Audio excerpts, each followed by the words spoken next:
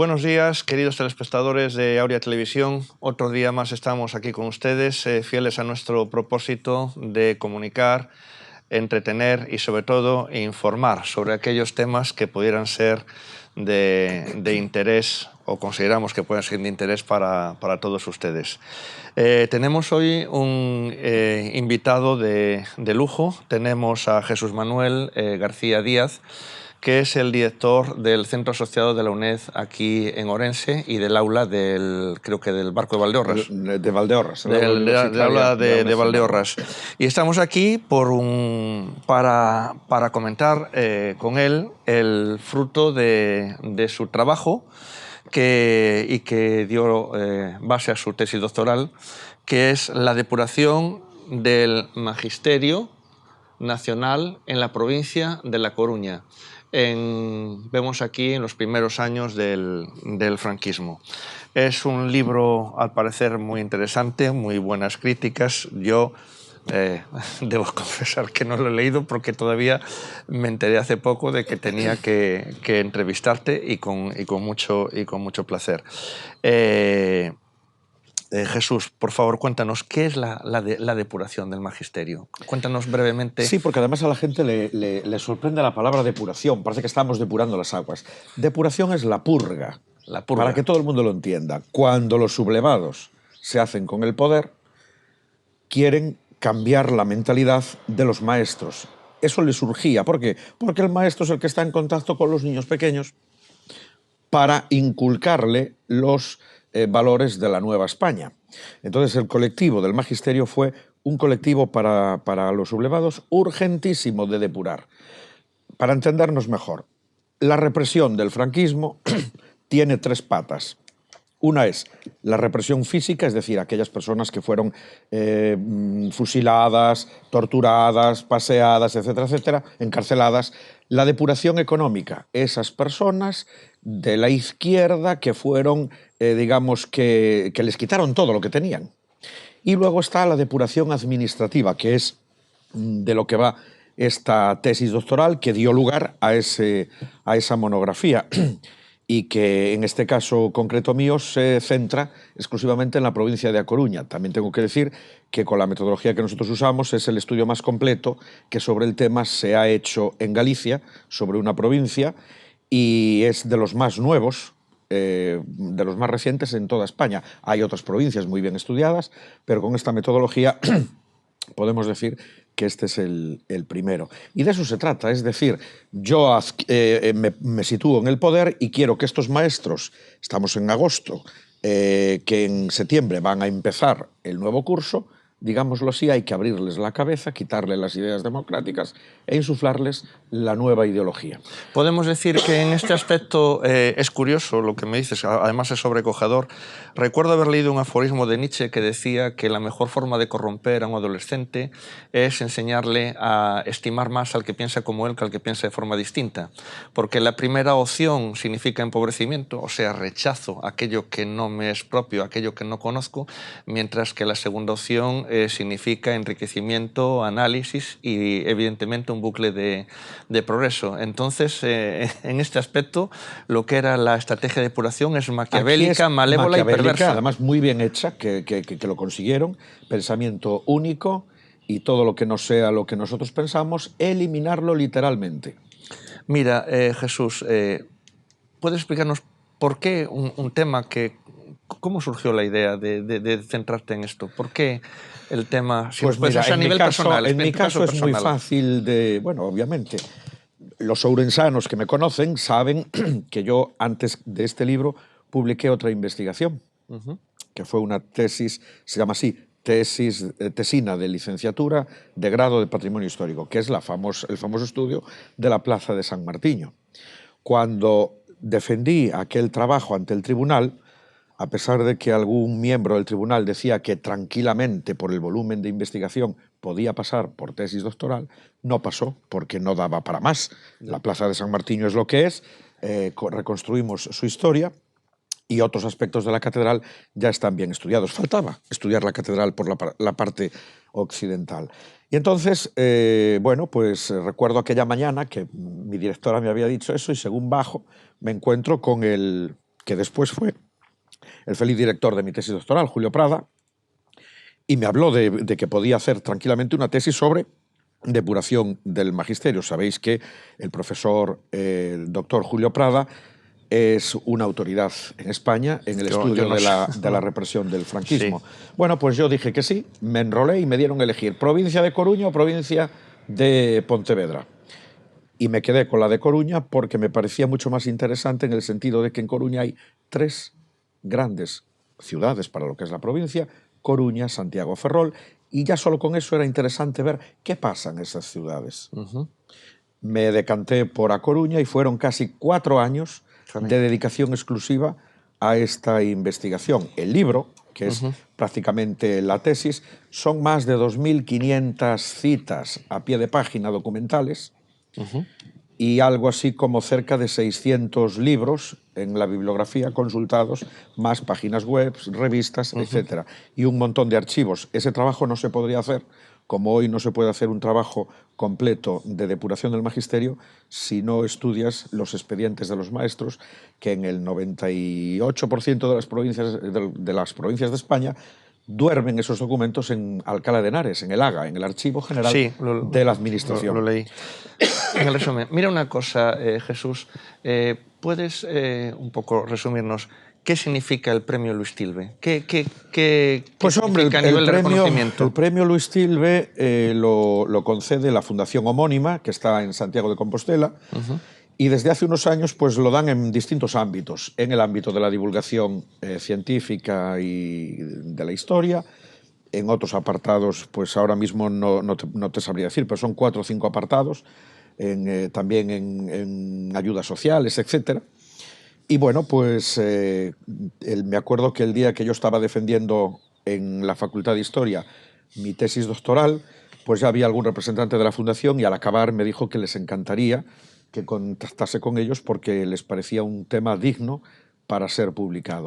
Y bueno, sí. pues qué mejor que cuando haces una investigación tengas la suerte de que se convierta en un Pues libro. enhorabuena por lo que significa. Muchas gracias. Y en ese sentido tengo que dar gracias a, bueno, pues gracias al cielo, gracias a quien sea, porque las 2 investigaciones que afronté en estos últimos 6 años, las 2 son sendos libros que están en la calle. Este quizá en Ourense sea poco conocido, salvo en los ámbitos académicos, porque obviamente está centrado en la provincia de A Coruña. Ahora tengo una colega que acaba de presentar la tesis con este mismo tema en el norte de África.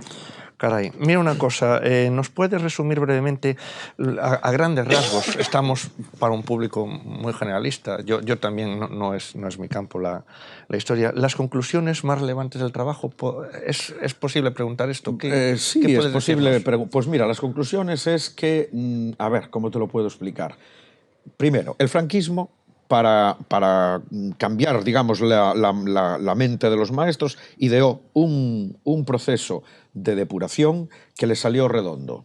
Y para que la gente sepa en qué consistió, antes de seguir, hay que decir qué itinerario tiene ese proceso. Esto empieza en agosto del 36, desde el 18 de julio hasta finales de agosto, con la autoridades gubernativa militar. Estos señores piden informes a sus delegados en los ayuntamientos, en este caso de la provincia de A Coruña, sobre todos los maestros.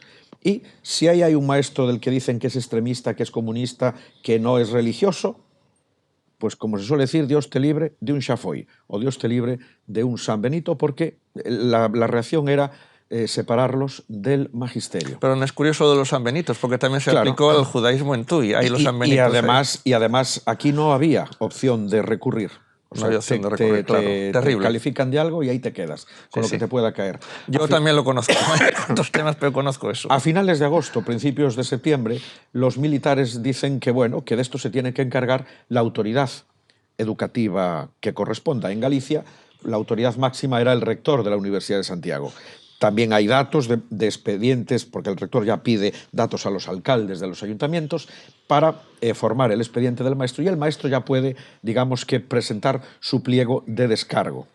Son pocos los maestros, según la documentación, que pasan tanto por el rector como la Junta de Decanos, pero después exactamente hay un decreto, que es el decreto 66 del 8 de noviembre de 1936, que es el punto de partida, digámoslo así, de un proceso perfectamente ya diseñado por el franquismo para depurar a los maestros, con una cantidad de legislación pasmosa, una cantidad de órdenes circulares. O sea, ahí se ve que después un poco del desorden de agosto y ya un poquito con el rector, dicen, no, vamos a establecer un señor proceso de depuración con todas las de la ley.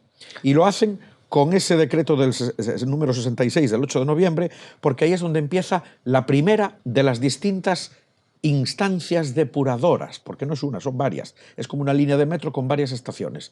La primera es igual para todas las provincias, es la Comisión Depuradora Provincial. Oye, una cosa, un inciso. Oyéndote hablar de toda esta sistemática tan bien organizada, planificada, o sea, había intención, entonces había planificación y luego una ejecución de forma, vamos, milimétrica. Es curioso que parece que es un poco un oxímoron con la fama que tenemos de país chapucero, país desorganizado, país caótico. Sin embargo, cuando se mete bajo el fascio que había esto en esa época, perfectamente organizado. Te decía, la Comisión Depuradora Provincial, imaginemos aquí la de Ourense, la forman pues el director del instituto en Coruña, el instituto de la ciudad de La Coruña, el de Ferrol, el de Santiago, etc. ¿Y cómo funciona esta primera instancia? Pues esta primera instancia lo que hace es, de cada maestro en cada concello, pedir un informe al alcalde, un informe al comandante de la Guardia Civil, un informe al cura, un informe a un padre de buenas costumbres y a veces aparecen informes de la Falange, etc. Con esos informes que llegan a la mesa de la Comisión Depuradora Provincial, pues cada uno de estos informantes dice, pues el cura, pues no me cumplen con el precepto pascual, no me lleva a los niños a la catequesis, no sé qué, no sé cuánto. El alcalde, pues es socialista, es de ideas avanzadas, más amigo de Rusia. ¿Pero cómo se administraban tantos registros? Porque es mucha información de cada maestro y no había ordenadores en esa época. Pues, ¿Cómo era la sistemática? A máquina, todos los documentos están escritos a máquina y algunos a mano, pues para la Guardia Civil, para el párroco de un Requiere tiempo, ¿no? Claro. Conócelo, imagínate, pues en el concello de Celanova, yo qué sé, hay 12 maestros, pues de esos 12 maestros, tanto la Guardia Civil como el cura, con la red de fieles y de vecinos que hay, se enteran y mandan los informes a Coruña, en este caso, o a Ourense. Y la comisión ve eso y de ahí saca los cargos de los que va a acusar al maestro y le manda al maestro un pliego de cargos. Caray. Y te puede llegar desde un cargo hasta 7 o 8 o más cargos.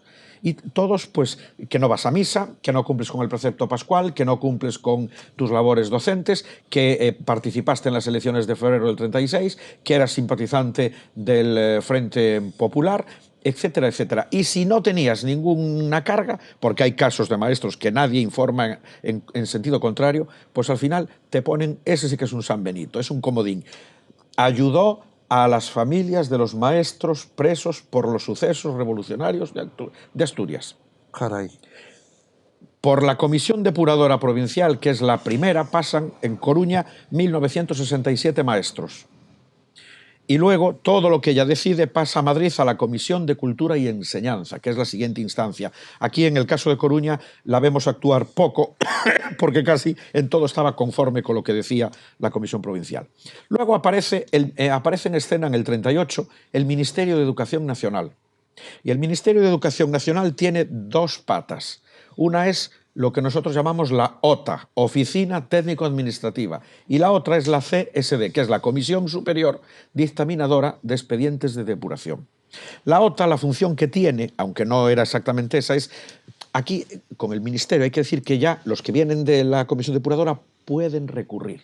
Entonces los recursos ante el Ministerio entran por la OTA y esta es la que deriva o bien al Ministerio o bien a esa otra rama del Ministerio el expediente. Y la Comisión Superior Dictaminadora lo que hace es ver los expedientes que le llegan y puede levantar el castigo que le viene de la provincial o incrementarlo. O si le viene uno que no está castigado, ya no sería el primer caso que lo castiga. Y como esto se le va al franquismo de las manos, en el año 42 ya no saben qué hacer y lo que optan es por crear una última instancia y con ella acabar de una vez por todas con este proceso. Y es cuando nace en España el Juzgado Superior de Revisiones, para recurrir, y entonces aquí tenemos en este libro se analiza cada una de estas instancias a fondo. Cómo estaba compuesta, cómo funciona, cuántos expedientes, comparamos el tiempo que tardan entre que acusan y emiten sentencia, comparamos analizas cada una de las instancias. Minuciosamente. Aquí tengo que son 2.180. No, vamos a ver. Casos de maestros, sí, para luego hacer tu base de datos. Pero lo que hay que decir es que eso hay que precisarlo. Nosotros encontramos en Alcalá 2.000 expedientes de maestros. 2.180. Hubo 2.000. Bueno. Espera, déjate llevar por lo que yo te digo. 2.000. Déjate llevar por lo que yo te digo. 2.000 expedientes en el Haga. Al hacer una primera criba, se quedaron en 1.900 o 1.800 y algo. A esos hay que sumarles otros maestros que hemos encontrado, no en el Haga, sino en la prensa de La Coruña y en el boletín oficial de la provincia. Es cuando da la cifra de y entonces ahí da la cifra exactamente de 2.184. Pero ahora hay que precisar, de esos 2.184 tenemos constancia al 100%, obviamente, documentalmente, de que fueron o de que pasaron por este proceso de depuración, digo, de esos 2.184, 2.061 maestros. Claro, la gente puede pensar, ¿esto qué es? ¿Una especie de listín telefónico con el nombre de los dos? No, mire, esto es un análisis, primero, de la Escuela de la República, con muchos datos de cómo era en la provincia de A Coruña, la contrarrevolución, es decir, la Escuela del Franquismo, que es comparar el día con la noche, también con datos y un montonazo de ejemplos en el caso de A Coruña. Después el capítulo cuarto es el capítulo estadístico, donde van toda la criba de estos, y ahí se analiza hasta el último detalle.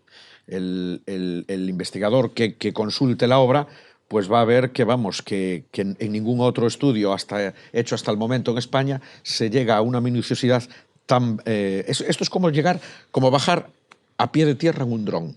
Y luego el último capítulo... Hacer un zoom, un grano fino. El último capítulo es uno de los más interesantes. De hecho, cuando se defendió esta tesis, estaba en el tribunal el profesor Grandío de Santiago, y lo dijo, no porque lo diga yo, hay testigos, y allí quedó en la sesión. Dijo que hacía años que no leía algo tan interesante en historia contemporánea como el capítulo quinto. ¿Por qué? Porque en ese capítulo analizamos a fondo los informes de los curas, de la Guardia Civil. Claro, a eso quería ir ahora. Claro, y eso es donde está, ahí es donde está la salsa, porque ahí es donde ves cómo era la sociedad rural y urbana de la provincia, en este caso de A Coruña. Precisamente de eso te quería preguntar. Muchas de esas denuncias aparecen por envidias, por venganzas.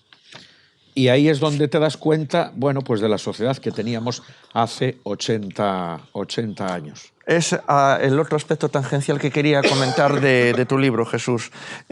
Cuando hablas de la gente en la que se basa, evidentemente, la información para iniciar este expediente depurador, leo textualmente, alcaldes, sí, lo que dije párrocos, antes. Lo que había hombres de buenas costumbres, falangistas, maestros delatores, inspectores, particulares e incluso colectivos de vecinos. Evidentemente que con todo yo entiendo que la gente que tenía poder, evidentemente, pues estás un poco indefenso encima con las garantías democráticas o procesos que estaban un poco... que no los podías iniciar, no había esa garantía administrativa. Fíjate, pero un vecino lo acaba de hacerle caso. Sí, los vecinos, imagínate, pues le tienen envidia al profesor y van a por él. Colegas de los maestros. Colegas de los maestros que denuncian. Yo, que soy maestro, te denuncio a ti, que eres maestro, porque te quiero quitar tu plaza. De estos casos así. Es el país de la envidia. Entonces empiezan las difamaciones, empiezan... o sea, esto que está pasando hoy ya pasaba hace 80 años, y antes también. Es decir, ahí se va a ver con toda crudeza cómo hay maestros de las escuelas normales de A Coruña que... van a por el maestro pues porque quieren su plaza y porque consideran que el otro le hace sombra y entonces quieren quitárselo de encima. Eso todo está ahí reflejado. Y luego, vamos a ver, tú que tienes esa perspectiva de la historia y encima ahora con tanta profundidad de un tema tan importante y que tuvo tanta repercusión social, la moral o la costumbre, o la moral como costumbre, no, viene de ahí de latín, ¿no? Si no recuerdo. Mors Moris dibuja algo realmente tremendo, nauseabundo. Era un peligro vivir, porque la mitad de la sociedad era estaba prisionera de la otra. Estaba la sociedad en Galicia y en toda España vigilados. No podías, como digo yo, ni toser. Y hablas de la moral, nosotros clasificamos los tipos de delitos. Por ejemplo, los del capítulo de la moral, pues son tremendos, porque ahí te vas a encontrar, sobre todo de todos esos informantes que hablamos antes, los casos más puntillosos y minuciosos son siempre los de los párrocos. Y ahí se ve como el párroco, hay un caso donde dice que ellos son una clase superior, se sienten una clase superior para denunciar y defender el glorioso movimiento salvador, con estas palabras.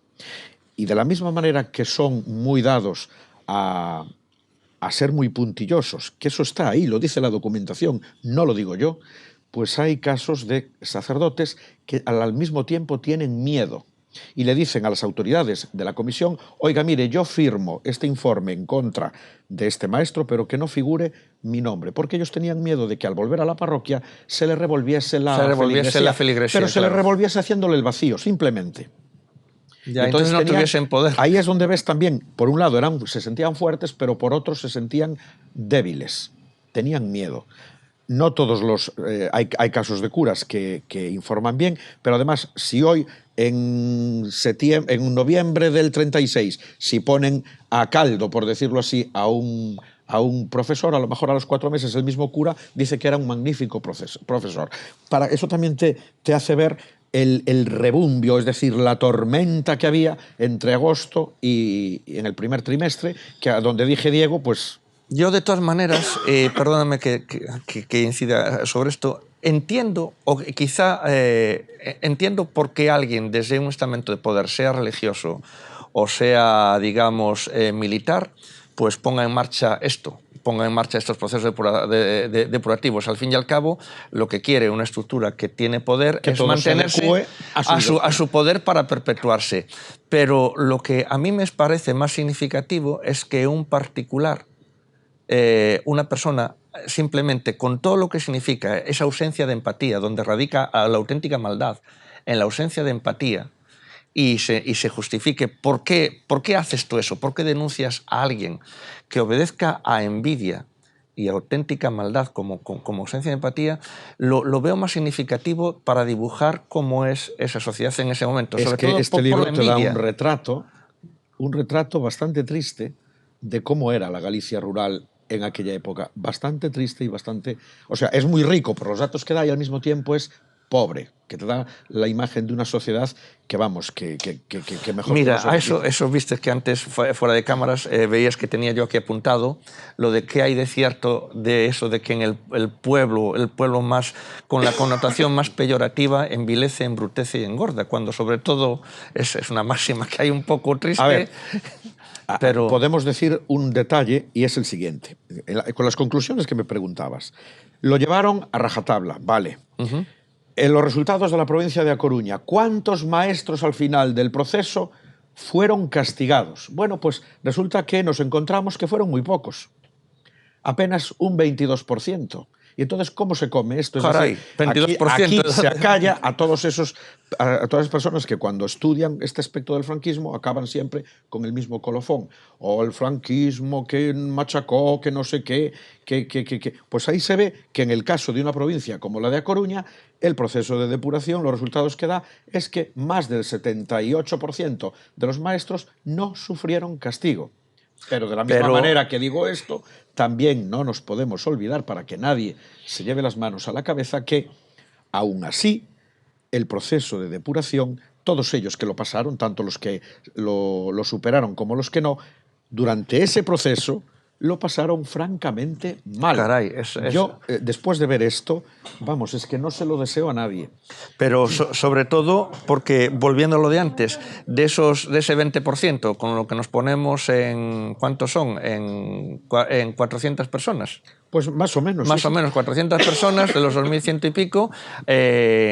Cuando son particulares, que estamos hablando de envidia y hablamos de resentimiento, hablamos de esa ausencia de empatía que refleja auténtica maldad, es terrible. A mí me decía alguien que de los pecados capitales más estúpidos, así como todos tienen su compensación, la lujuria, la ira, la vanidad tiene su puntillo, el de la envidia que la tenemos a nuestro alrededor, todos conocemos un montón de casos, no compense nada, simplemente lo pasas mal y deseas aniquilar a otra persona. Dicen que tiene dos variables la envidia, que es admiración con odio. Lo decían alguna gente. Y esa sociedad envidiosa e ignorante y sin empatía, a mí me parece terrible. No, pervive algún hoy en día. ¿Tú crees? Hombre, yo creo que las mañas perviven. Aquellas, digamos, decimos en gallego, estaban manillando, pues aquellas, no sé cómo decir, están conspirando por debajo. Hoy lo vemos todos los días en las redes, cuando determinados grupos conspiran, se inventan cosas que no son verdad para tratar de quitarle la buena fama a una persona. Lo que pasa es que antes, ahí los maestros sabían quiénes denunciaban y hoy, aunque parezca que no, también podemos saber quiénes están en esas danzas. Mira, y luego, mira, otra cosa, para que la gente tenga una idea clara. Después de hacer esta investigación, no se puede decir al 100% vencedores y vencidos, blanco y negro. Aquí no es o uno u otro, porque lo que ves también ahí es que hay lo que las nuevas investigaciones dicen una paleta de grises, porque hay gente que tenían lazos de amistad con la Guardia Civil en el pueblo, o con el cura, o con el alcalde. Entonces, tiran la piedra por un lado, pero por otro lado están en comandita con ellos. Es decir, no se puede decir o blanco o negro. Hay una paleta de grises y por eso es muy interesante, muy bonito, estudiar lo que se llaman los consensos. Como la realidad es poliédrica, es decir, y con grises. ¿quién está manteniendo esa estructura y cómo la está manteniendo? Vamos a ver, y entonces esta investigación abre la puerta para dar ese paso. Aquí ya se da. Me gusta mucho eso que has dicho de que esa paleta de grises, que es al fin y al cabo ese enfoque poliédrico de toda la realidad. Al fin y al cabo son perspectivas distintas que nos permite elucidar o evidenciar esos aspectos diferentes y luego, de lo mismo. Luego lo que te da también de bagaje, no solo de conocimiento, sino de algo que hoy brilla por su ausencia. Hoy la gente habla de estas cosas y parece que todo el mundo sabe. Bueno, pues que no sé qué. Ya. Pero el diletante. Hay que ir a los... ¿Qué dicen los documentos? Porque a lo mejor tú te dejas llevar por la pasión y wow, no sé qué. Bueno, lo vemos todos los días. Ya. No hace falta más que darle a la tele y ver ciertos debates. Pero cuando bajas a la realidad, al objetivo, medible. Y en estos tiempos de posverdad todavía más. Sí. No es que cuando un político como Trump o cualquier otro dice mi mano es amarilla porque lo digo yo. Y no es amarilla. Bueno, pues tiene que ser amarilla. Pues no, mire, vamos primero al pozo, o sea, al origen de la cuestión. Jesús, nos queda muy poco tiempo. Simplemente para terminar, una cosa que me comentaste antes que me pareció muy interesante es que de tu estudio se deriva como conclusión, como efecto colateral, el elaborar un registro, una base de datos de más de 200.000 registros, ¿no? Imagínate, claro, una base de datos que tiene 145 columnas. 145 columnas. Caray, sé lo que es eso en Excel, ¿eh? Multiplica todo eso por los 2.184 maestros. Da exactamente 330.000 registros, o sea, datos en esa base. Lo que pasa es que hay algunos de los que no se sabe nada, que son esos que no podemos decir, esos 100 y algo que sabemos que existían, pero no hay documentación de la depuración, y ahí están vacíos. Pero tenemos una base de datos de la provincia de Coruña tan rica que, como digo yo, le das al botón y te salen de cada concello los maestros que fueron depurados. Y claro, eso es el esqueleto, eso es el tesoro de esta investigación. Pues enhorabuena, Jesús. Pues muchas gracias. Llegamos al final de la entrevista. Agradecemos mucho que hayas estado aquí con nosotros en Aurea Televisión. Y nada más, nos despedimos esperando contar contigo cuando sea otra vez necesario. Y nada, queridos telespectadores, muchas gracias por su atención y sean felices.